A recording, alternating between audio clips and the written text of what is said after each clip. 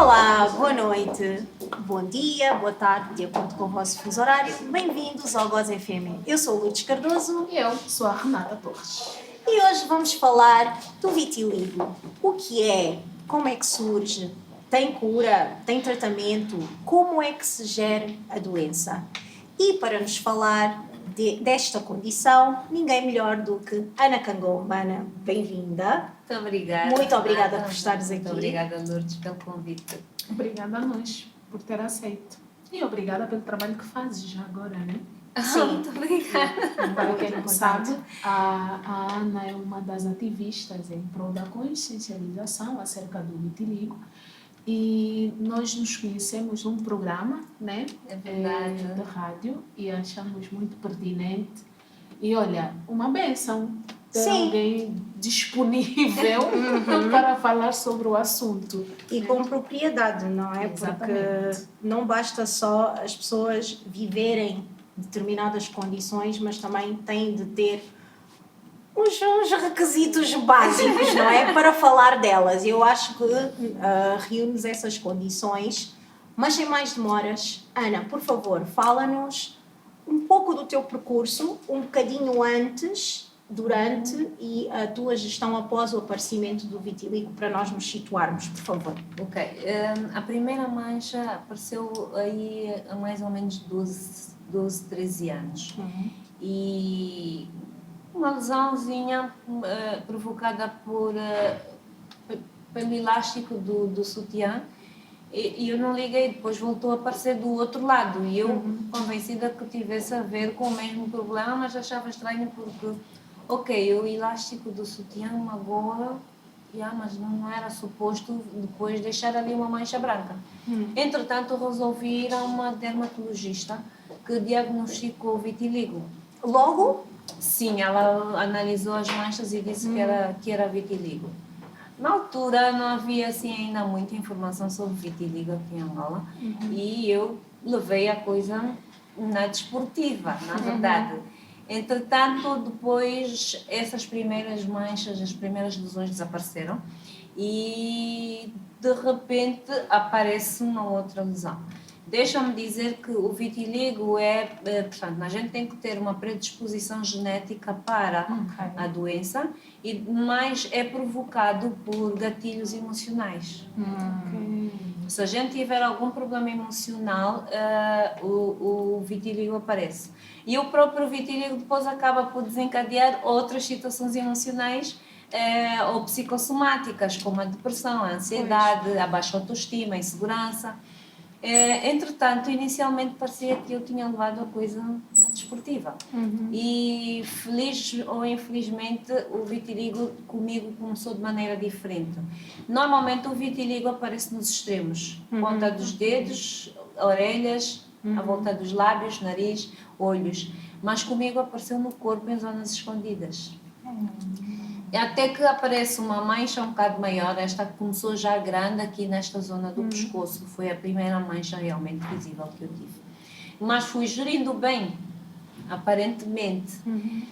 Mas quando começa a aumentar e começam a aparecer as lesões no rosto, aí sim. Pois, o rosto é sempre o nosso ponto fraco. Aí sim. Foi aí que eu percebi que, primeiro, não tinha aceito a doença, segundo, não estava preparada para isso e começou a mexer muito, muito mais com a minha condição emocional e psicossomática. Que idade tinhas, mais ou menos? 30 e... já apareceu tarde. Já passou tarde. Ok. 30 e poucos, já. Tenho uma curiosidade, na verdade. Não dá dor absolutamente nenhuma. Não. O vitiligo não dá dor nenhuma, a única coisa que acontece é a descoloração da pele. Naturalmente temos que ter alguns cuidados porque a pele começa a ficar mais sensível e a única dor que dá é a dor provocada pela ansiedade e pela depressão. Isto sim, eu por exemplo tenho sintomas físicos da ansiedade, dor no peito, dores na cabeça, enxaqueca mesmo.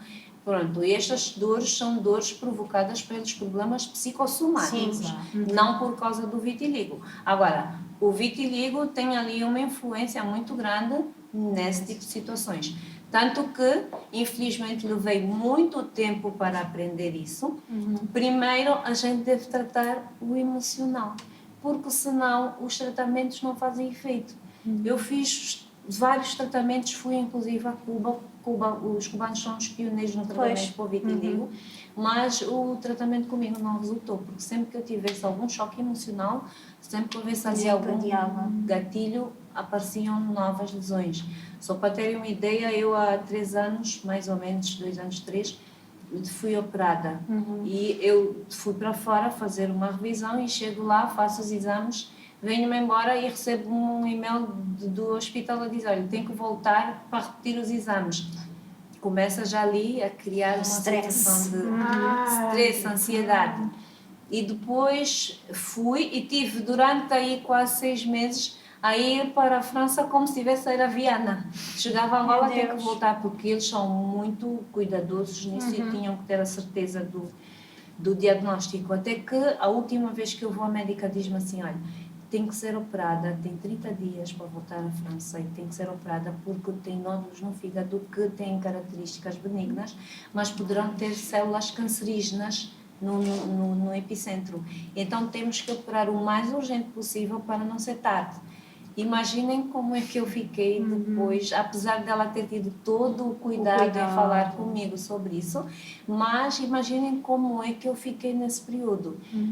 Aparentemente parecia que estava bem, não demonstrava às pessoas, mas aqui dentro, aquela ansiedade, aquela preocupação, e agora, e se eu morrer, e os meus filhos?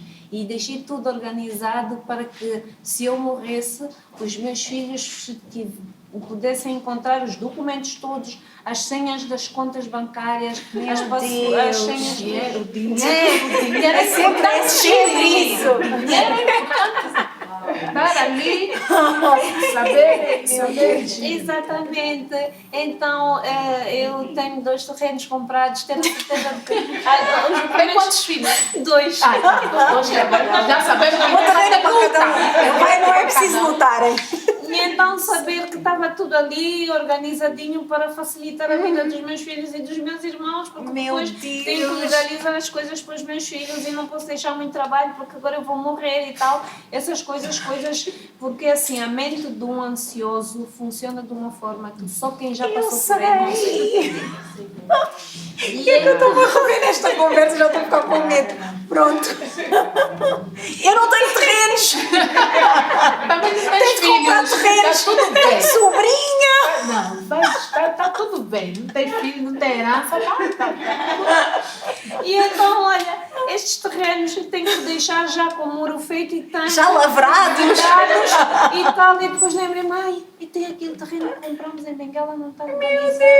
Mas depois disse, ai não, os meus irmãos vão cuidar disso. Mas a documentação está, o meu irmão que está a tratar disso, está seguro. Está bem, aquelas preocupações todas. E então, chego à França e a médica, sempre com um semblante muito fechado, e eu dizia, essa médica, o que pode existir de mais antipático é esta médica. O francês é assim tudo muito... Sim, não são muito humanos. Eles não são muito, eles são frios. São frios. Eles têm aquela preocupação de investigar, ter a certeza, todo o cuidado e tal, mas sem muitas simpatias, sem muita coisa.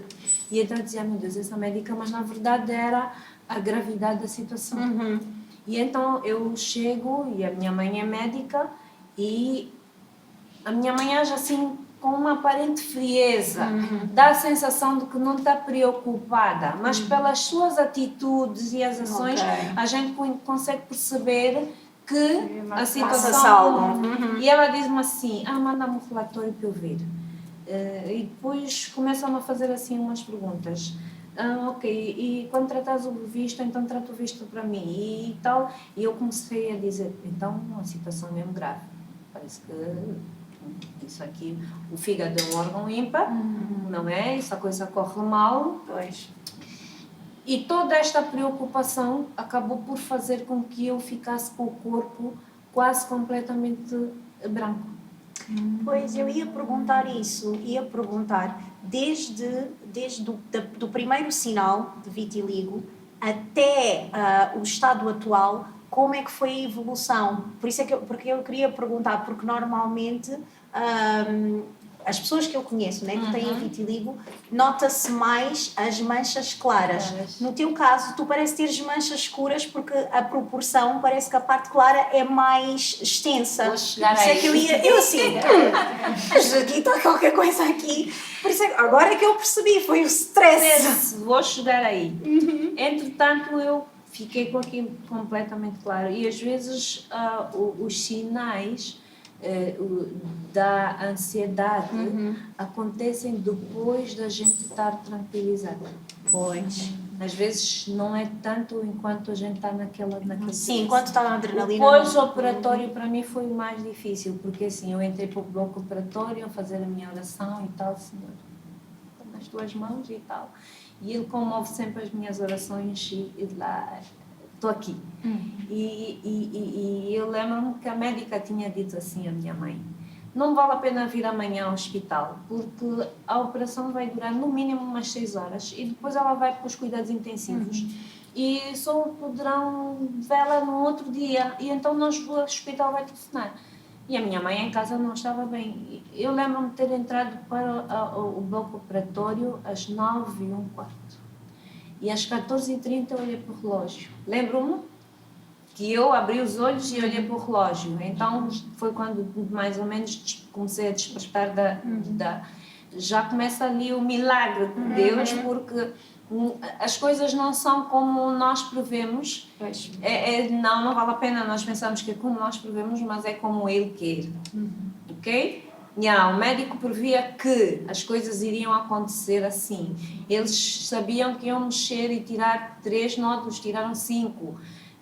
Exatamente. E então o pós-operatório foi pior ainda, porque o tempo de espera pela biópsia, 2 meses.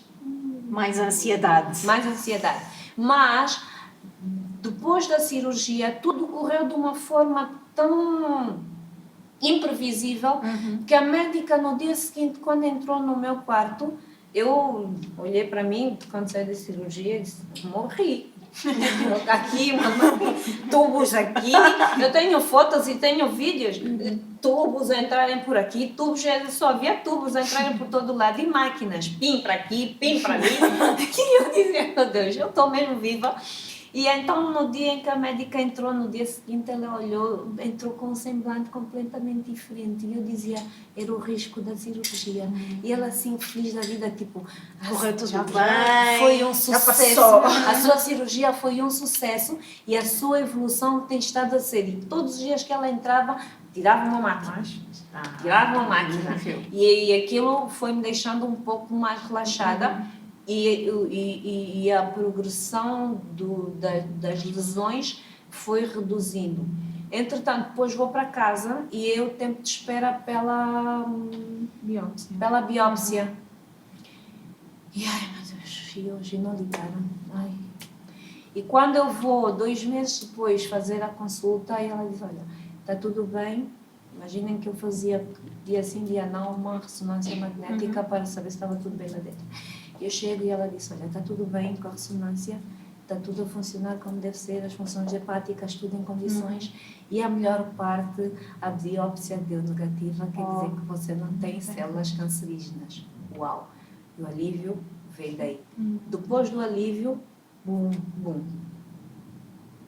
Eu voltei já com o corpo quase todo cheio de lesões, quando cheguei a Angola. Rápido. Porque os gatilhos emocionais eram desencadeados. Há bocado a Lourdes estava a perguntar como é que foi. O sinal que eu tinha aqui no pescoço, nesta zona, durou anos. Ele apareceu e eu fiquei anos com esse sinal, muitos anos, e não apareceu nenhuma outra lesão. Porquê? Porque eu estava emocionalmente mais estável, exatamente. E então durou anos para que depois acontecesse. Esta situação da cirurgia acabou por desencadear. Quando vem o Covid, o confinamento, desencadeia depressão e essas coisas, estar fechada dentro de casa e outras situações foram acontecendo, então aquilo foi uma explosão e eu tinha já os braços completamente brancos, o rosto quase todo ele branco. A minha cor é esta que está aqui. Estas manchas mais escuras é do tratamento que eu comecei a fazer depois do processo de aceitação. Ok. Pois. Eu ia perguntar se chegou a experimentar algum tratamento, né? Porque tem alguns tratamentos que estão aí. Comecei. A ser... Eu fui a Cuba, fiz vários tratamentos, consultei vários dermatologistas, mas nenhum dermatologista me disse que eu precisava de fazer psicoterapia. Nenhum dermatologista me explicou que eu precisava de primeiro cuidar da minha mente e controlar a minha ansiedade. Eu tinha muitos sinais físicos de ansiedade. Eu perdia a voz e sentia arritmia cardíaca e dores no peito muito fortes que davam a sensação de que eu ia morrer.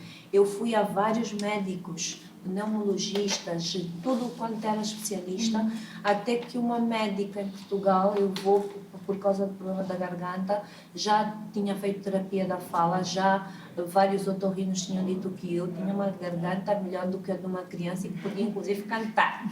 Mas eu perdi a fala e começaram as crises a ser mais constantes. E até descobrir que tinha a ver com problemas psicossomáticos também.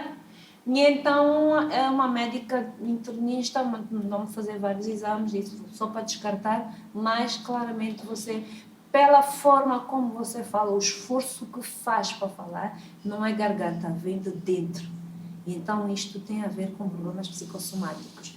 E perguntou-me, é muito ansioso? Eu disse, sou muito ansiosa. Então, receitou-me um ansiolítico leve. Entretanto, não era o suficiente para melhorar. Quando eu depois começo a notar em mim determinados comportamentos que não eram normais, as mudanças, as alterações do humor, assim, muito repentinas, o pensamento em suicídio e outras coisas, fez-me parar e dizer assim, alguma coisa não está bem, preciso de ajuda. E então pedi para me indicarem uma psicóloga e comecei a fazer psicoterapia. E ela diz-me assim, tu és uma mulher muito forte, porque tu conseguiste admitir que precisavas de ajuda sem falares com ninguém. E quando eu começo a fazer a psicoterapia, eu comecei a fazer o exercício de que eu precisava de aceitar a doença. Porque esta condição deixou-me mais ansiosa, mais insegura, mais tudo o que tem a ver com mexer com a mente. E então eu disse, eu preciso de aceitar. Tudo na vida a gente tem que aceitar. A morte de um familiar direto nós temos que aceitar, que não tem volta. Então comecei a analisar todas as situações que eu não tenho a capacidade de mudar nem de controlar.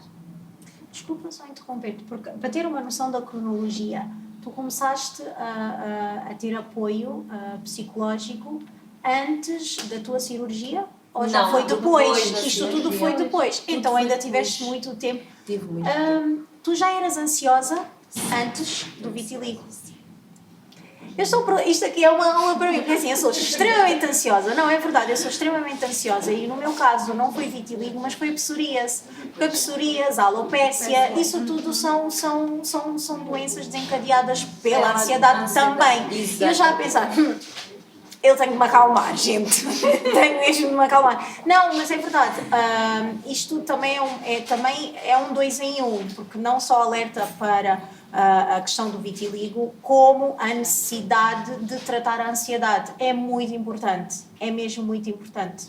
As pessoas acham que a ansiedade é frescura. Não é frescura. Pois. A ansiedade não é frescura, a depressão não é frescura, daí ter surgido a minha iniciativa de criar esse projeto. Inicialmente era para pessoas com vitiligo, mas depois comecei a perceber que não.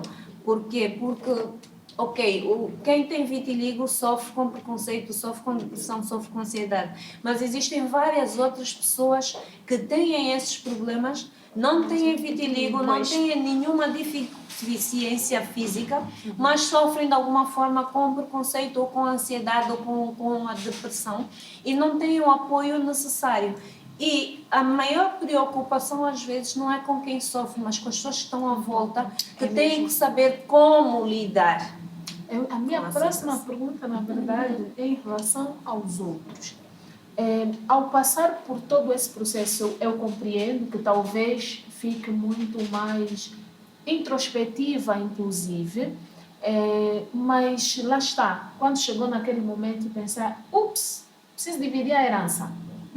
Pensou nos outros, mas em relação ao aparecimento das manchas, como é que foi a reação das pessoas? Como é que as pessoas passaram a lidar com essa condição na Ana? É assim. Os meus colegas, vou começar pelos colegas de serviço, que a gente passa mais tempo com eles. Os meus colegas de serviço foram lidando com o aparecimento, não é? Progressivo. E quando, como eu disse no início, eu achava que tinha aceito a doença, mas na verdade não tinha aceito. E eu brincava com isso.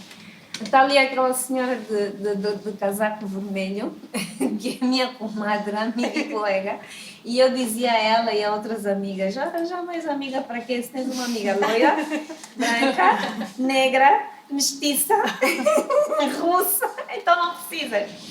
E brincava com isso, mas na verdade mexia muito, mexe muito. É preciso nós encontrarmos uma força interior muito grande para aceitarmos isso.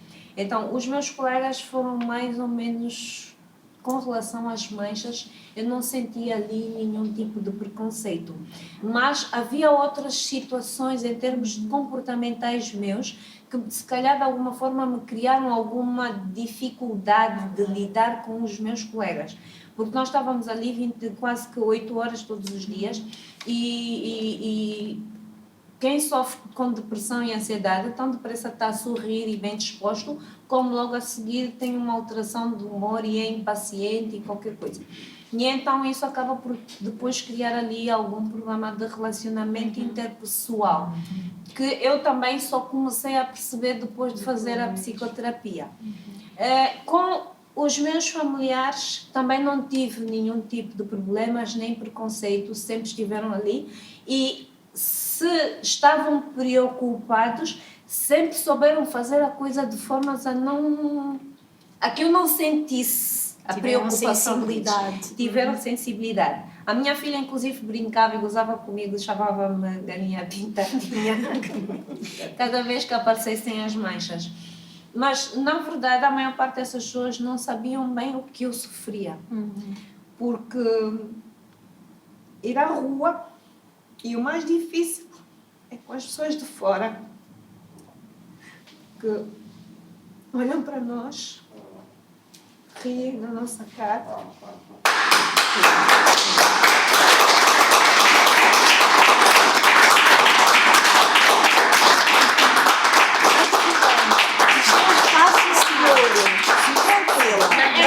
É normal, sim. Porque existe a parte emocional, claro. E a pessoa vai se lembrando de coisas e é normal que isso aconteça. E então não se preocupem com as lágrimas. Está ali água. Sim, só água está ali água. Não se preocupem com as lágrimas, porque hoje essas lágrimas são de alívio, essas lágrimas são de sentimento de vitória.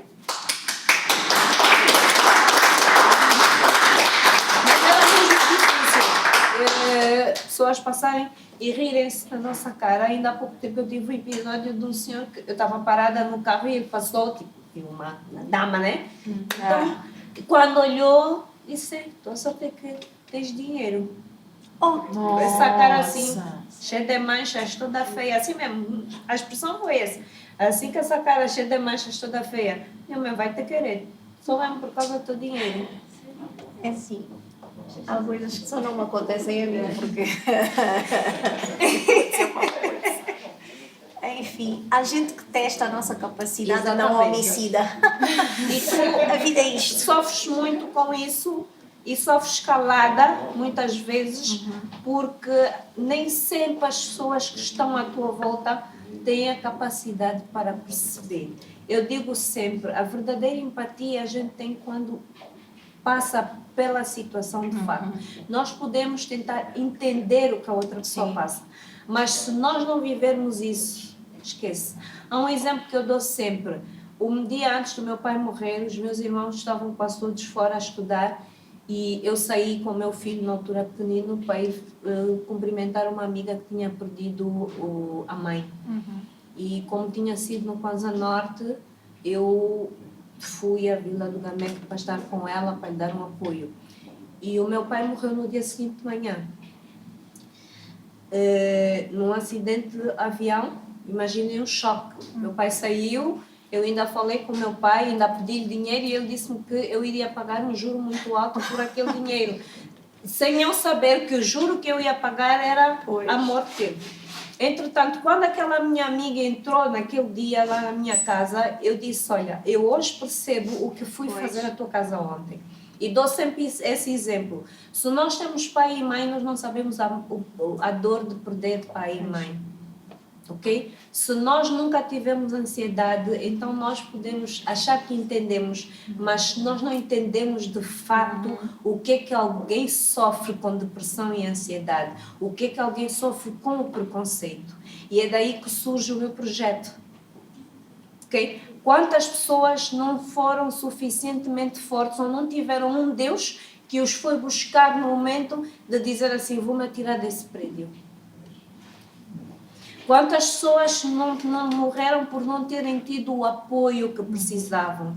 Quanto tempo eu levei para eu saber de onde vinham esses problemas, por que eu passava por isso, o que eu tinha que fazer? Então resolvi ajudar as outras pessoas nesse sentido e dar voz a isso. E tentar salvar o maior número de vidas possível. Sem nada em troca, a única coisa que eu espero é que Deus me abençoe, que Deus me dê luzes para que eu possa ter cada vez mais ideias para que esse projeto possa crescer e possamos de facto ajudar as pessoas. Porque há muita gente que sofre com vários tipos de preconceito e eu recebo, vocês não têm noção, de muitas mensagens e testemunhos e telefonemas de pessoas agradecerem pelo trabalho que estou a fazer porque livrei-lhes desta situação, ou dei-lhes coragem para isto, ou dei coragem para aquilo. E nós estamos a falar de alguém que vive com preconceito porque tem manchas no rosto. Eu resolvi não usar maquiagem. Eu não uso maquiagem depois que começaram a aparecer as manchas no rosto. Mas eu hoje também digo assim, eu sou outra pessoa. Eu sou outra pessoa. Uma pessoa mais feliz, mais confiante, mais segura. E hoje digo, eu precisei de passar pelo deserto, chegar ao fundo do poço, chorar noites, passar noites em claro, ficar semanas sem dormir e precisar de medicação para dormir forte, porque a ansiedade não me deixava fazer isso, mas porque havia ali um propósito. Se eu não tivesse passado por isso, talvez hoje não estaria aqui a falar com vocês, talvez hoje eu não estaria a ajudar tanta gente a superar situações, não só de vitiligo, mas vários outros tipos de situações relacionadas ao preconceito, à estigmatização e tudo o que tenha a ver com esses problemas psicossomáticos como a depressão e a ansiedade. Nós temos muita gente a sofrer de ansiedade e depressão. É a doença do século. Exatamente. Que não têm coragem de falar, porque não se fala sobre isso. Exato. E aproveitando essa deixa, para vos dar um recado lá em casa, quem mandou mensagem a cobrar sobre o Setembro Amarelo, tá? Existem várias formas de nós falarmos sobre essas questões, sobre esses problemas, e uma delas é essa. Nós estamos a ouvir o depoimento de alguém que tem uma condição que é visível aos olhos, mas reconheça aqui que a batalha maior é interna. Né? Que os problemas da nossa mente não são problemas para serem ignorados. E são problemas, como a Ana disse aqui muito bem, que se tu não tiveres o suporte suficiente, se não tiveres uma estrutura, uma rede de apoio, pode acabar da pior forma. Ana, já posso aliviar? já ficaram, já choraram, já posso. Então, tem aqui uma questão que é em relação, disseste bem, né? Nos explicaste qual é a tua cor original, né? Mas nós percebemos que tu estás praticamente branco. Nós hoje mesmo podemos assumir que afinal Michael Jackson esse tempo todo estava inocente. Porque se a Ana reconhece aqui que o estresse torna a doença, faz alastrar, né, as manchas no corpo todo. Nós sabemos que aquele homem, aquilo era estresse de manhã da noite. Né? Todos os remédios da vida, só para dormir 5 minutos, aquele homem tomou. Todos os feitiços do mundo também. Não vamos mentir, né? Alguém já tentou feitiçar o Michael Jackson? Isso, alguém já tentou. Começando pelo pai. Exatamente. Não, o pai era o principal bruxo. Então, nós podemos, de fato, dizer que o homem sofreu também com essa condição. Não é de todo um mito. Né? Pode ter sido, sim, algo que aconteceu com assim, ele. Eu digo sem medo de errar, que não foi um mito. Ele não está aqui hoje para se defender. Não se preocupem, não vou despir. Vou só para vocês olharem para os meus braços, porque hoje não dá para falar pelo rosto, e eu vou chegar nesta parte do rosto, porque eu estou a fazer o tratamento e tudo o que vocês veem de manchas mais escuras e pontinhos parecem sardas, não são sardas, são ilhas de repigmentação. Eu vou-vos mostrar, sim, está a voltar. Vejam como é que eu tenho os meus braços, todos eles. Tenho aqui o meu irmão, a minha filha, algumas pessoas da minha família que podem confirmar que eu estava completamente branca. Isto que vocês veem aqui, esses pelos loirozinhos, é consequência, por isso é que eu dizia aí à minha amiga que ela não precisava de mais ninguém. Já tem uma russa. Comecei a ficar também loira e vejam que as minhas pestanas têm ali qualquer coisa. Então, originalmente, tu eras mais ou menos o meu tom. Sim, está aqui a minha corzinha original, exatamente. E então isto para dizer o quê? O homem sofreu com o preconceito e deixa-me contextualizar aqui um bocado. Depressão, ansiedade. Michael Jackson, com que idade começou a cantar? Meu Deus. Qual a pressão que ele sofreu do pai por ter aquela vozinha dele? Ele não teve infância.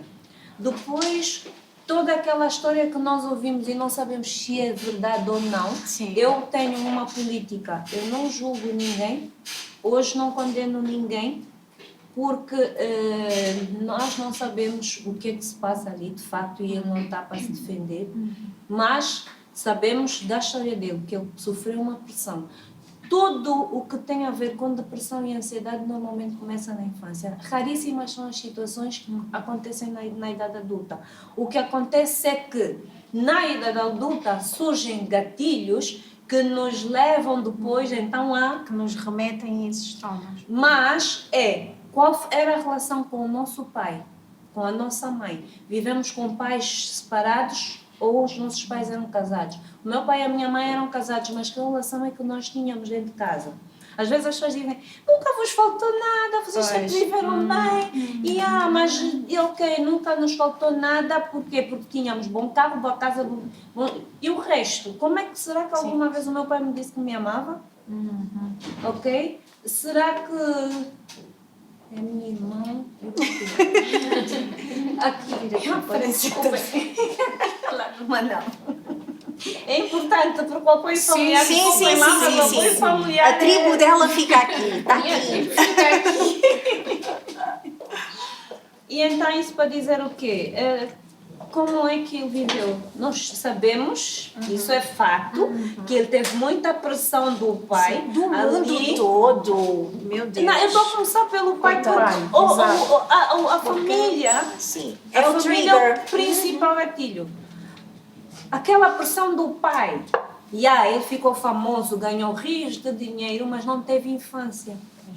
E aquelas crianças que dizem que ele abusou, será que abusou ou ele queria reviver aquilo que ele não conseguiu quando era miúdo? Ele era miúdo, tinha 5 ou 6 anos e já fazia parte do Jackson 5.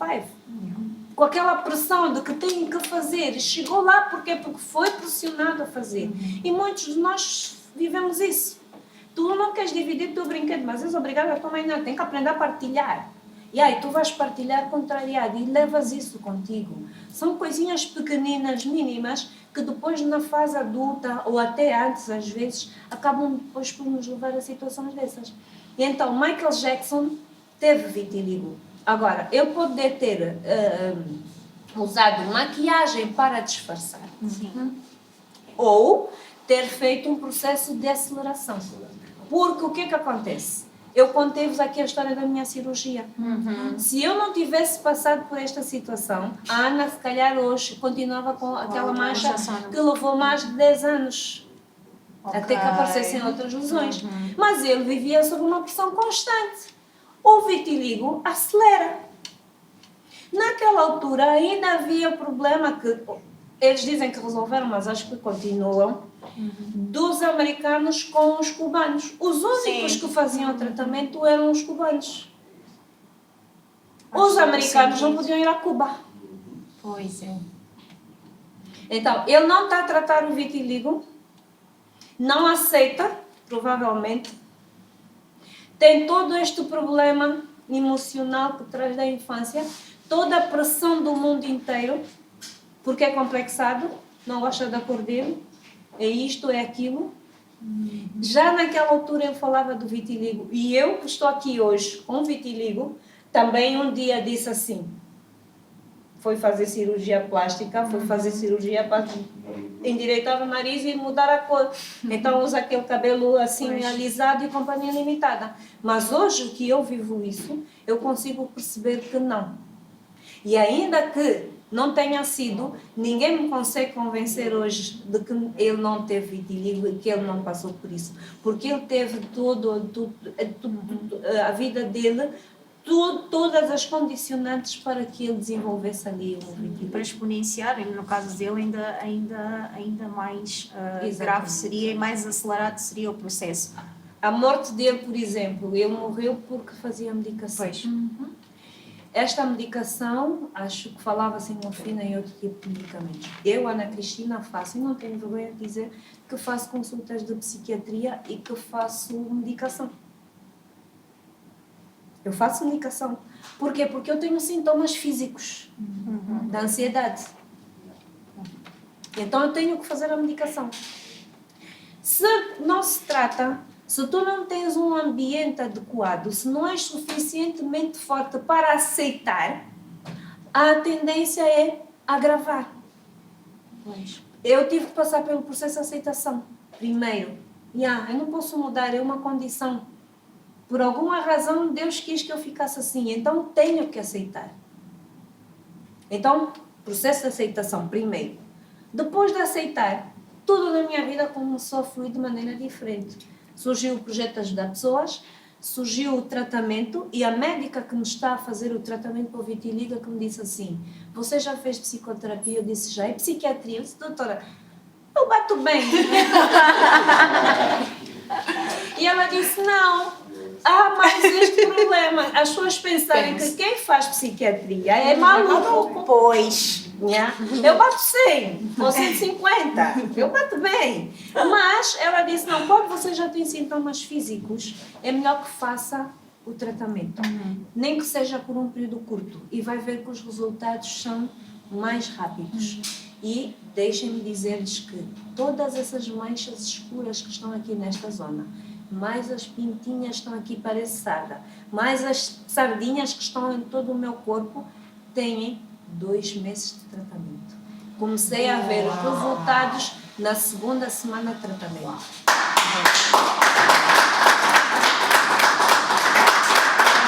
Por quê? Porque eu passei pelo processo que era necessário passar. Não podemos pular etapas nos nossos processos. Em tudo na vida nós temos que seguir. Às vezes queremos pular etapas, mas nós não podemos. Eu tive que passar por esse processo. Primeiro sofrer, aprender, depois psicoterapia, depois aceitação, depois dermatologia com psiquiatria, com medicação, mas estou a ver os resultados. Ana, a minha pergunta, mesmo fazendo esse paralelismo entre o teu caso e o do Michael Jackson, falamos do stress dele ter começado extremamente cedo. Tu achas que no teu caso a idade foi uma vantagem? porque eu penso num adolescente ou numa criança, talvez a falta de experiência, a falta de maturidade ainda faça com que o processo seja mais acelerado e talvez mais intenso, porque nem sequer há compreensão daquilo que está a acontecer.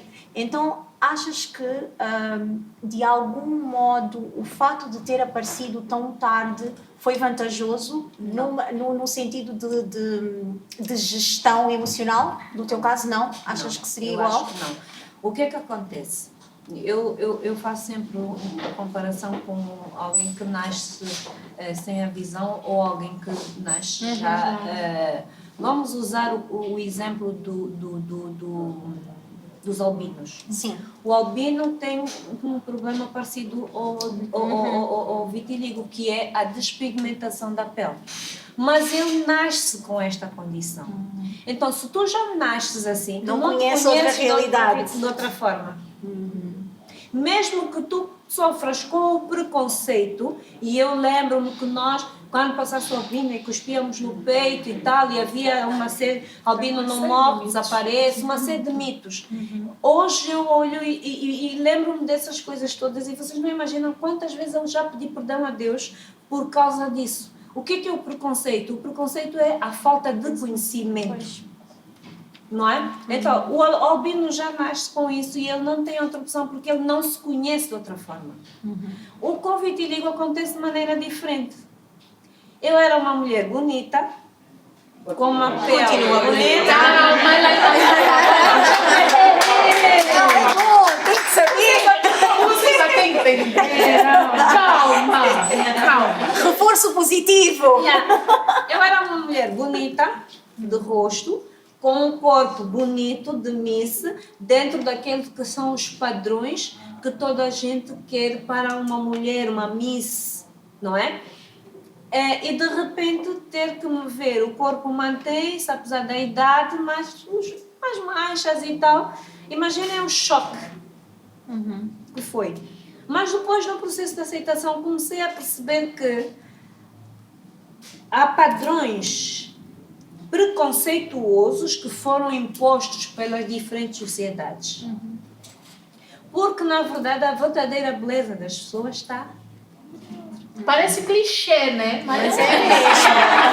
Mas não é. É de verdade. Não adianta nós sermos bonitos, nós irmos à igreja, o nosso homem é mais alto do que todos, e quando sais à rua nem consegues dar prioridade a alguém que está a passar. Não, nem pedir bom dia, é desculpa. verdade. E então, é isso que nós precisamos de entender. Padrão de beleza, eu digo sempre, o belo é aos olhos de quem o contempla. Esse programa eu vou ser muito honesta. Literalmente, cada programa aqui é um programa. É Cada um banho, convidado, vocês. Cada convidado nos preenche de uma forma. Nós temos já uma ideia preconcebida, né? Um alinhamento aqui. Não vamos começar a conversa dessa forma. Mas Não aí fiz o nenhuma convidado- ainda. O convidado chega aqui e não. Vou tomar conta disso. Então, mas uma verdadeira aula, uma verdadeira lição de vida, inclusive, né? Eu acho que todos aqui já se emocionaram, tem já aqui umas pessoas aqui borraram já me assim. Nós chegamos àquele momento em que vamos dar oportunidade. Já são 20 horas. Nós começamos às 19 em ponto. Tá? Eu sei que está muito bom, mas esse é o momento de vocês também falarem, quem quiser colocar alguma questão ou fazer um depoimento. Quer fazer um depoimento? Temos que começar. Ela é a minha irmã. E a minha irmã a minha irmã tem que falar, porque ela ficou super chateada. Chegou agora de viagem, mas veio a primeira vez que ela vem assistir vocês têm esse programa eu tenho de ver. Bem-vinda, irmã da Renata! O que acontece? E eu acho que eu posso falar isso, né? A minha irmã supostamente tem vitiligo. Supostamente. Calma, já te explico. ela tem vitiligo. E começou quando era criança. Sim, aos 4 anos começou a aparecer a minha... Lhe levaram em Malange. Kuma daqui, tá bom? Levaram em Malange e hoje ela tem só umas As minhas manchitas mães tinham na perna. aparecer, mas... foi Wait. Vamos. Sim, microfone. Isto é um testemunho. Momento de testemunho. Explica só. Ana, tá Tá ligado. Boa noite. Boa noite, Ana. Boa noite a todos. Boa noite. Olha, eu fiquei bastante emocionada com todo o depoimento, não é? Que é um bocadinho... Não parecido o meu, porque o meu começou aos 4 anos. E aquilo foi, a mancha começou, né? Começou a lastrar. Porque a minha tia já tinha dado conta que isso tinha a ver com problemas emocionais. Eu era bastante nervosa. Fazia alguma coisa, já era bastante Mimada. nervosa mesmo. E então isso começou a lastrar. O meu corpo, eu fiquei branca. Hoje as pessoas praticamente olham Onésima, porque o meu nome é um nome que não é muito comum. E as pessoas falam, Onésima, mas Onésima, a cara dela, ela tinha 2 cores. Me chamavam a queimada, tinha todos os nomes. Mas Onésima tinha 2 cores. Hoje ficam olhando para a minha cara, mas tu já não tens nada na cara, porque eu tinha o corpo todo. O corpo todo. E isso começou a desaparecer, como diz a Renata, eu fiz 1001 tratamentos, a minha mãe trabalhava com cubanos, os cubanos traziam pomadas, traziam um monte de coisas, eu fui para Malange, eu dormia com um... Malange. Aquilo era o pão torrado, que faziam com óleo de palma, borravam-me toda, eu dormia separada das pessoas porque achavam que aquilo, né, podia... E na verdade não passou. A minha mãe começou a dar conta que aquilo estava a piorar. Por quê? Por causa do sistema emocional. Eu sou muito ansiosa, até hoje sou, não é? E então, aquele estigma mesmo, até das crianças. Eu passei o preconceito foi muito grande no meu caso. Por quê? Porque eu tinha 4 anos, né, depois fui para o ensino primário, as crianças umas vezes iam me tocar, mas eu quando fui para a 5ª classe, fui estudar no 1º de maio, aquilo é que foi o preconceito. Eu não queria sair da sala, as minhas colegas não queriam brincar comigo. As mães diziam que não podiam me encostar porque Pois a ignorância. isso pode passar. E então aquilo eu criei uma depressão. Mas como não era uma coisa muito falada, eu ficava sozinha, falava pouco. Comecei a ver muita televisão, ouvir muita rádio, ficar cada vez mais sozinha. E era assim, quando alguém quisesse brincar comigo, eu agarrava essa pessoa que eu já não queria largar. Sério! Eu tenho amigas, as pessoas dizem, Onésima, assim te agarra, Onésima, se for tua amiga, a Onésima vai, faz o céu e o mundo, porque ela não vai deixar de faltar nada, tem que estar acontecendo nada. Os outros, mas não gostaram, não está comigo. Você era muito criança. Tem um trauma até hoje. Uma coisa, outra coisa, outra coisa. Não, mas ele não teve preso de 20 anos. Então está a ver. Tu não és ninguém. Mas eu comi, eu passei mal. Com preconceito, passei mesmo mal. Mas aí foi. Eu, aos 16 anos, comecei a ver que eu tinha que me aceitar. Porque as pessoas, eu sou alta, era magra. E normalmente as calças não ficavam até choviam. Então a tendência era usar roupas compridas para fechar. Porque era muito insulto. Eu saía do 1º de maio até às 6 e colegas me insultaram. Queimada! Se queimou capa do feijão! E não sei o quê. E eu lá sozinha via chorar. Chora bem. Eu sou chorona. Então eu vi lá, vinha chorar e não sei o quê. Mas eu depois, aos 14 anos, houve um professor que um colega falava alguma besteira sobre mim na sala, eu já chorei. Eu disse, pá, mas você é uma grandalhona dessa, você não ameaça esse gajo por quê? Tudo para ser bullying. Sim, sim. Você não ameaça esse gajo por quê? Me enfrenta e tu vais ver. E ele convidou-me a jogar basquete. Tu acreditas que eu no campo... Eu aproveitava logo, toma com a bola na cara. Mas era assim. Eu sou muito vingativa. As minhas colegas nem queriam me passar a bola. Toma lá. O medo era muito grande, elas não sabiam o que era aquilo. O medo era muito grande, então eu estou ali, a coisa... Tipo, eu vou dizer, a inimiga do campo era eu, porque tinha uma equipa, tinha as da minha equipa que não queriam jogar. Foi uma coisa horrível. E aquilo é o quê? Eu comecei, dava bofatada, dava pipa. Aproveitar. Você é ser bruta. Você é ser bruta mesmo. E eu comecei a ver com essa... Porque eu sempre fui muito delicada, eu sempre fui muito meiguinha. E aí eu aprendi... Eu estou a sentir muito ressentimento. Tem. Eu ia sentir aqui um assabiamento. Você já me conhece. Eu não nego os meus sentimentos. Faz parte da minha terapia também. Eu assumo os meus sentimentos. Filhinha do papai. Meu Deus! Não és a única. O filho da minha mãe. Isto acabou por ser aqui uma terapia de irmãos, eu não estou entendendo. O filho da minha mãe. A filha do meu pai. Só para vocês terem uma ideia, fugindo um bocado de coisa, só para quebrarmos aqui um bocado de gelo. A primeira máquina de lavar a louça que Meu vi na Deus. minha vida, o meu pai comprou. Cadê essa minha irmã? Ela não lavar a louça. É verdade. Isto aqui é muito ressentimento, irmão. Eu não estou entendendo. Estás a Nossos ver? traumas inventam. Estás a ver de onde é que vem a empatia? Isto é outro programa. Não, mas é assim, nós estamos a falar nessas coisas na brincadeira, mas depende muito da forma como a gente encara isso. E a gente pode sentir-se estigmatizado por causa disso. Ele é o preferido da mãe e ela é a preferida do pai. Mas na verdade... Então a Deus foi bom.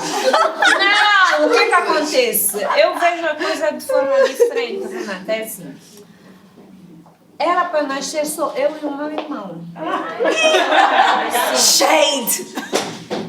Não, por isso é que eu não tenho ressentimento. Era para nascer só eu e o meu irmão. O meu irmão tem um coração muito grande. Então disse assim, se eu nascer já, vou ficar só eu e a Ana. Essas maneiras aqui já eram. Então ele esperou que viessem as outras três, não faltavam duas. Nós somos 5. Sim, então, eu sou o limite superior, ele é o limite inferior.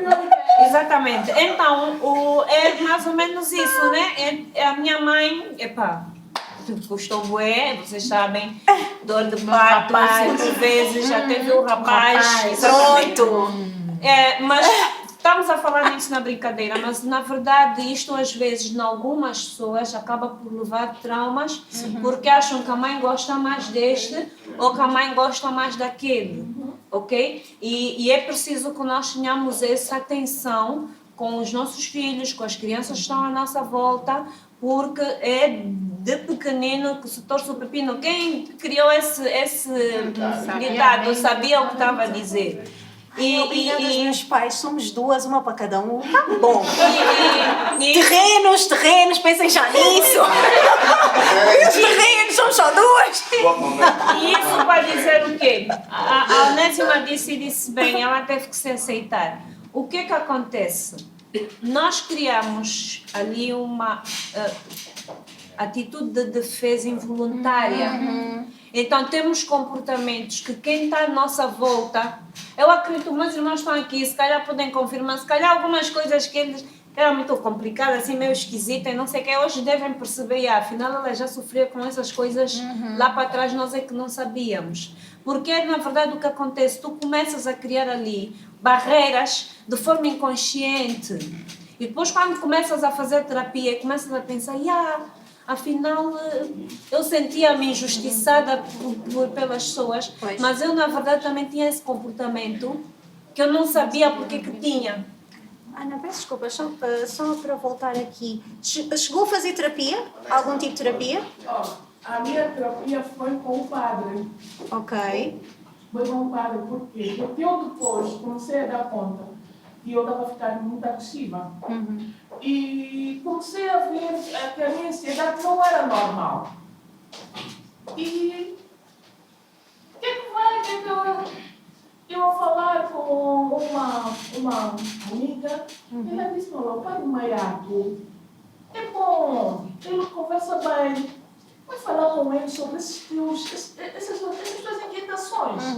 E eu fui falar com o pai do Maiato. Durante anos, eu fui falando com ele. Então, ele foi o meu psicólogo. A primeira pessoa que me disse: olha, não, tu se gosta de pôr calção, ponha. Tu tens que te aceitar. Por que assim? Porque essas manchas não vão desaparecer. E assim foi. Vou começar a pôr coisas curtas, então. Eu sou jovem também. Eu sou adolescente. E sou sexy. E aí foi que eu comecei a aceitar-me. E eu comecei a ver que as pessoas começaram a olhar para mim de outra forma. Umas riam-se. Essa queimada, ela queimada, pois não sei o que. Umas riam-se, outras achavam bonita ela. Passamos tão bem. Das coisas. E eu, as pessoas começaram a olhar, quem brigar. Mas eu não me importava com nada com que elas dissessem, assim como eu não me importo. E então era assim. E ele ensinou-me: sempre que quiseres alguma coisa, faça, desde que não prejudique os outros. Então, foi essa terapia. Nunca. A Renata, quando a Renata estava no Brasil, e ela uma vez chegou, e ela disse: oh, sabes que se tu tens equilíbrio, né? A doença do meio já sou eu. Isso até valoriza. Só para vos explicar, a filhinha do papai, mas eu sou gênio. Pronto. Acho que ela estava no segundo ano dela no Brasil. Tinhas quantos anos? Eu lá, né? Já era mais velha. Já tinha. Mãe. Não, ainda não. Ainda não. Não, eu estava casada. Eu ainda estava em casa. Dos quatro? Já estamos noutro assunto. Calma. E aí foi que eu comecei a investigar sobre o vitiligo. Estão a perceber aqui o processo, né? O que é que acontece? Nós estamos a falar de uma época, sim, eu sou mais velha. Estamos a falar de uma época que não se falava sequer, não tinha nome. Eu quando brinquei, disse que eles levaram para Malange. Não brinquei, né? Eles levaram de fato para Malange para fazer tratamento tradicional, porque basicamente uma resposta automática. Hoje já, se calhar não tanto, mas ainda assim, ainda que escondido, né? Fazem, não assumem, mas era uma resposta meio que automática. Tu tens um problema que os médicos convencionais não estão a conseguir dar conta, não estão a coisa, então tu vais à procura da ajuda tradicional. E nós brincávamos muito com essa questão, que lhe levaram para Malange e ela deixou de descolorir. Roupa para desbotar, deixou de descolorir. Deixou de descolorir, deixou de desbotar. Mas lá está, nós nunca, até então, até esse momento que ele disse: mas tu sabes que isso é vitiligo. Até esse momento, nós nunca sequer tínhamos falado: isso é vitiligo, isso é uma doença autoimune, isso. Nunca! Né? Até eu começar a ler e ver e tal, e referência, eu falei: isso aqui parece que a minha irmã tem. Então, e aí foi quando tivemos essa conversa, mas percebam a linha do tempo, tudo que ela passou. Por isso é que eu perguntei, principalmente dos outros, né? Como é que os outros lidavam com isso? Porque, lá está, a ignorância é tanta. Se hoje ainda há ignorância, hoje que a informação está tão acessível, ainda há ignorância, imagina lá atrás, no tempo que a TPA abria às 15. Às 18. Não. Eu Ela não sou tão velha assim. Eu sou mais velha, mas não tão velha assim. Eu sou do tempo que a TPA abria às 15. Isso tem mais idade. Vocês que são do tempo das 18, eu não sou tão velha assim, calma. Tá? Mas, e pior, no caso da minha irmã, que começou ainda na infância, e nós sabemos que Veja, se um adulto, relatamos aqui a cena que passou alguns dias, um homem adulto, que até supostamente já tem os filtros sociais para boa convivência, fez o comentário que se achou confortável para fazer os comentários que fez, principalmente em voz alta. Imagina as crianças não têm filtro. E depois não são ensinadas a respeitar as diferenças, a olhar a diferença como não necessariamente algo ruim. E falam. Tia, você é assim mesmo. Eu mesmo sou mesmo. Tia, você é assim mesmo. Por quê? Eu ainda hoje fiz um post a dizer, eu tenho medo de crianças. Eu quando estou num sítio assim, não estou a brincar. Não estou a brincar. É assim, eu confesso os meus problemas mentais. Eu tenho muitos. Quando estás assim sentado e está uma criança assim a olhar para ti, e tu, o que é que esta já me vai dizer? A pessoa já está preparada para tudo. Posso tocar? É o quê? Porquê? Eu vai dar para quê? É muito stress. Não consigo. Lourdes, eu gosto da inocência das crianças. Nós olhamos para isso.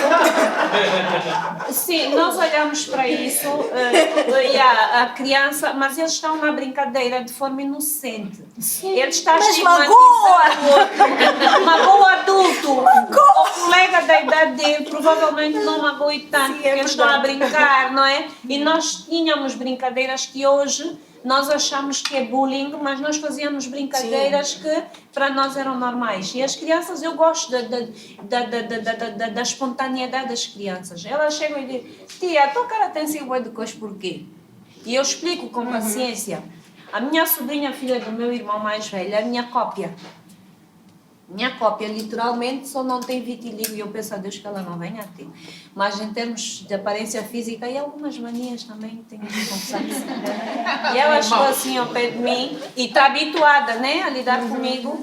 E há dias chego lá a casa e ela virou-se assim para mim e disse, Tiana, estás com essas coisas pretas na cara por quê? Porque, na verdade, porque ela estava habituada ao meu rosto já mais claro, mais despigmentado. E agora ela está a ver o meu rosto mais escuro.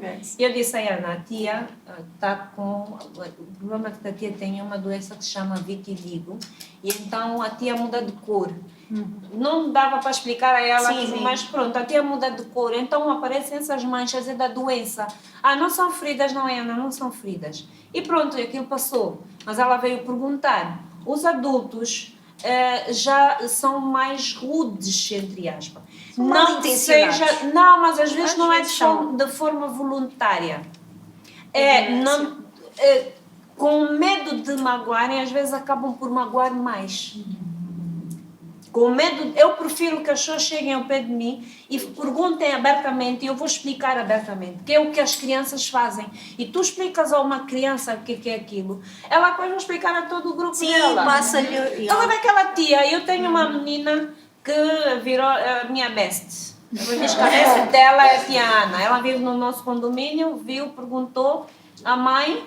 A mãe explicou, uma vez ela estava sentada à entrada do meu prédio e ela disse, a minha mãe disse que a tia é minha tia. Eu perguntei, vives no prédio amarelo? Sim, então eu sou a tua tia. És filha da fulana? Sim, não, porque a mãe dela é minha prima mesmo. E a minha mãe disse-me que a tia tem vitiligo e eu expliquei-lhe um pouco mais. E inclusive houve uma entrevista de uma reportagem da TPA e eu disse à repórter, ela disse, tem alguém que queira isso? Eu disse, tenho. Liguei para a mãe e disse, olha, peço desculpas, a Kézia está a dormir, não tem mesmo que acordar a Kézia, ela tem que dar a entrevista. E fiquei com pena porque quando passou a reportagem, cortaram, a Kézia falou pouco. Porque, aliás, apresentaram pouco. Sim, cortaram a parte. Né? Não, ela aparece, mas o mais importante que ela falou, que podíamos ser as pessoas publicidade. É TPA. É porque ela disse com sorte conseguiram ouvir no volume. Porque ela disse ali coisas que acabavam por ser uma lição para os adultos. E a repórter ainda perguntou, mas quer dizer, tu não tens medo de falar assim para a televisão? E ela disse, eu não temo aos homens, eu só temo a Deus. E então isso para dizer o quê? Nós aprendemos muito mais com as crianças. Porque as crianças são mais espontâneas. E elas vão falar, e vão perguntar, e vão gozar. mas são mais espontâneas. Os adultos não. Eu que estava a dizer, Onésima, há aquelas pessoas que dizem, eu gosto de ver. Mas há aquelas pessoas que dizem, estás mais bonita assim, é só mesmo por simpatia, e tu notas mesmo que aquilo é por Eu acho simpatia. que isso assim ainda é pior. Assim ainda é pior, exatamente. A condescendência. Exatamente. Também não gosto disso. Eu também, Onésima, eu uso calções, gosto de me ajustar, roupinhas decotadinhas, não quero Umas saber. fotos da Ana no Esta Instagram. pessoa, tu não estás Ouçam. Vamos só conferir a página da Ana no Instagram. Vão Há mais entender. perguntas? Há mais alguém que queira fazer uma pergunta? A parte para falar de Michael Jackson, não ouvimos bem. Boa noite. Bem, eu estou aqui, posso baixar? Sim. Eu não sei como é que não vim usar aqui nesta casa, mas há um tempo atrás, isso aqui é uma aula que muito bom. Bem, eu fui diagnosticada com vitiligo no ano passado e foi quando eu comecei a seguir a Ana. E pronto. Eu não sei, a minha reação foi tipo, ok, yeah. Eu fui procurar mais informação, como é, o que é que não é. Eu não me senti assim preparada propriamente. E aquilo foi a mancha começou aqui bem no rosto. E as pessoas já mais próximas já perguntavam, menina, o que é isso? E depois comecei a pensar, Falcão, se eu estou com essa manchazinha, as pessoas perguntam assim, imagino quem está já com um processo bem elevado. E deixa-me dizer que, infelizmente, as pessoas não têm informação. E aquilo que são consultas é muito caro, mesmo, nem qualquer pessoa consiga fazer. Eu acho que a Ana está fazendo um trabalho muito bonito, pelo menos as pessoas podem ter informação e estarem consciencializadas, podem viver e aceitar a situação, porque é caro, mesmo. Eu fiz o primeiro processo, né, consulta, a doutora disse, olha, estás com vitiligo e pronto, tens que fazer o primeiro processo. Aceitaram uma pomada, comprei a primeira, uma semaninha, depois fui fazer o controle, outra pomadinha, outra com outro preço, atenção. É verdade. Já chegaste ao Protopic? Já chegaste ao Protopic? Não, foram duas, graças a Deus. Ainda não chegaste ao Protopic? Não. E nesta aqui, graças a Deus, teve mesmo sucesso, né? Na verdade, eu passei por um processo, tive um aborto espontâneo no ano passado. E daí a questão emocional e que pronto, deu um vitiligo, né? A minha mãe ficou toda, ai meu Deus, o que é que vai ser? Eu disse, mãe, calma, isso aqui hoje temos informação e podemos lidar com as coisas de forma natural, né? Não precisa, não vou perder, estou aqui e prontos. Ana, parabéns mesmo, continuo a fazer esse belíssimo trabalho. O que chamou-me a atenção, eu tenho visto o vosso trabalho pelas redes sociais, né? E a Renata acompanha sempre. Mas chamou-me a atenção porque já passei a ver que a Ana disse, há coisas só passando para a gente dar um testemunho e dizer, eu identifico, deixa-me lá e saber o que é que se passa com aqui e o que não. Então, continua e vamos passando assim. Eu gostava de ver essa sala cheia, porque as pessoas precisam saber, precisam ter mais informação. O que é que passam, o que é que tem pessoas próximas a passarem pela situação, deviam estar aqui para ter essa aula, porque é uma aula mesmo. Mais do que medicamento é a nossa mente, mesmo. Então, vamos todos sair daqui com esta consciência e poder levar as pessoas mais próximas e dizer, olha, não é o fim da vida, mas o início de um outro processo que podemos viver e até o fim dos nossos dias, até porque estamos cá de passagem. Então, levar isso da melhor forma possível. Não é fácil, mas é possível. Muito bem. Como é que se chama, desculpa? Laurinda dos Santos. Laurinda. Eu acho que é assim, eu comecei com este projeto e resolvi dar a cara, porque alguém tem que ter coragem para.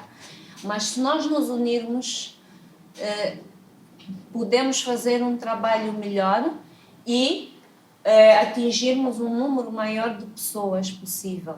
Já me segue, eu tenho um contacto na minha página, um contacto associado exatamente para isso. Eu acho que nós, pessoas que temos ou que já passamos por esse tipo de situações, devemos estar juntos, congregar ali as nossas ideias e ver se conseguimos chegar mesmo a conseguir um apoio institucional, porque ela disse bem, o tratamento é caro, uma sessão de psicoterapia são entre 20 a 25 mil kwanzas e depende do teu estado emocional, é que vai definir o número de sessões, e é 1 hora, ok? O medicamento, eu perguntei a Laurinda se chegou ao Protopic. O Protopic custa 40 e tal mil kwanzas. A pessoa cura o vitiligo, mas tem de vender um rim. Pronto. Exatamente. Estou a perceber. Só para vocês terem uma ideia, eu neste momento, graças a Deus, quando entrei, antes de entrar para aqui, entrei para o Painet e vi que o salário já caiu. Estava à espera que o salário caísse, porque as pomadas acabaram. Agora imaginem uma pessoa com o corpo todo, o tal Protopic é só assim se coxinha. E é diário. Sim, Tem de se pôr 2 sempre vezes por dia. 2 vezes por Duas dia. Isso vezes acaba o quê? por Numa dia. semana, não? Olha, para este corpo aqui, já podemos imaginar. E a dificuldade de E encontrar esses remédios aqui. Porque Depois ainda tens mais. O Protopic, para além de ser uma pomada cara, é uma pomada que as farmácias não encomendam em grande quantidade. Então, Pois. quando eu chego na farmácia, encontro 2 tubos. Então, depois tenho que ir a uma outra farmácia e depois começar a falar com outras pessoas para se encontrares, por favor. E ponho de manhã e à noite. E tenho o meu corpo todo ele com lesões do vitiligo. Meu Deus. Quantas pessoas passam por esse tipo de situações e não conseguem nem pagar o psicólogo? Eu não estou a falar do tratamento, porque tu podes te aceitar e dizer fico assim, mas pagar o psicólogo para que tu superes a tal depressão, a tal ansiedade. Ok? A Onésima encontrou um padre, mas tem pessoas que não têm o padre, não têm o pastor, não têm ninguém. Nem família. Exatamente. Eu tenho um testemunho de um rapaz próximo. Ele teve um acidente aos 13 anos e tem uma cicatriz no rosto. E sempre ouvi dizer, fulano tem uma atitude, é horrível, bebe muito, é confusionista, é fechado, é complicado, é isto, é aquilo. Quando eu comecei a dar cara, ele veio falar comigo. Sempre nos demos bem. Ele veio falar comigo e disse-me assim, Fogo, tu és uma mulher muito forte, admiro-te por causa disso. E foi contando a história dele, o que é que ele passou. Eu há bocado disse dos tais mecanismos de defesa que surgem de forma inconsciente. Ele disse, no meio dos teus amigos que bebem, você tem que ser já o mais bêbado para te afirmar porque és o diferente. No meio dos amigos bandidos, você já é que é o mais bandido para te afirmares que apesar de seres diferente deles, tu consegues e consegues mais. Pois. E ele foi falando e eu comecei a perceber comentários que se ouvia da mãe, de pessoas de família, relativamente àquilo que era o comportamento e a atitude dele. E era sempre muito na defensiva. Mas porquê? Porque ele viveu estigmatizado esses anos todos. E no tempo dele, é como disse a Renata, no tempo dele, ele só tinha 2 psicólogos, segundo ele, a mãe e o pai. Pois. Mais ninguém. E as únicas pessoas que não lhe perguntam o que é aquilo que ele tem no rosto são os filhos, porque quando nasceram ele já era assim. Então o normal para aqueles filhos do pai é ser assim.